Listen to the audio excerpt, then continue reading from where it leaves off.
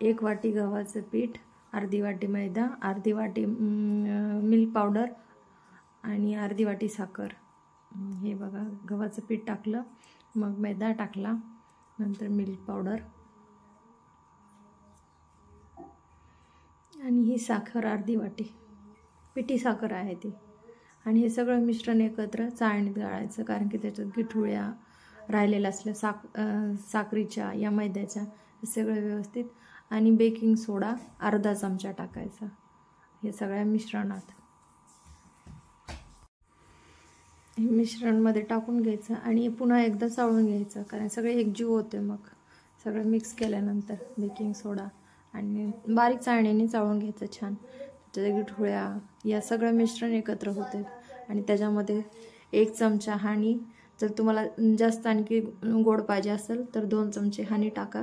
आणि याच्यात थोडंसं व्हॅनिला एसेन्स असते वासासाठी, ते टाकून घ्यायचं।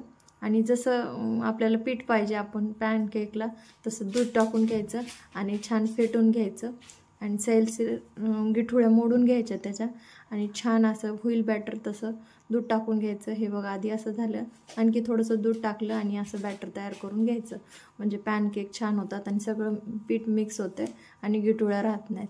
आणि आपल्याकडे नॉनस्टिकचा पॅन असतो ना, त्याला थोडंसं बटर लावायचं या तेल लावायचं, तुमची इच्छा तूप लावलं तरी चालेल, पण हे लावायचं। बटर लावल्याने लवकर छान क्रिस्पी आणि कलर पण येतो, त्यासाठी पॅनला पूर्ण हे घ्यायचं। आणि असा मोठा आपला भाजीचा चमचा असतो ना, त्या मापाचं पीठ घेऊन त्याचे इतके छान पॅनकेक एकसारखे होतात।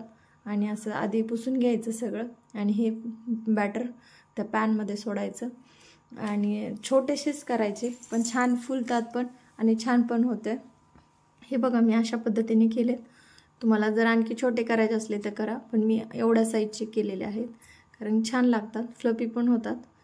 हे बघा असं जर थोडंसं झालं की वरतून झाकण ठेवायचं, कारण दोन्ही साईडनी व्यवस्थित शिजते ते।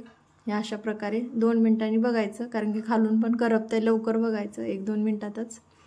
हे बघा अशा प्रकारे मी सगळं हलवून घेते आणि थोडंसं पहिला असल्यामुळं माझा थोडासा ब्लॅक झाला आहे, पण फ्लफी होतो। हे बघा त्याची इतकी साईज झाली डबल।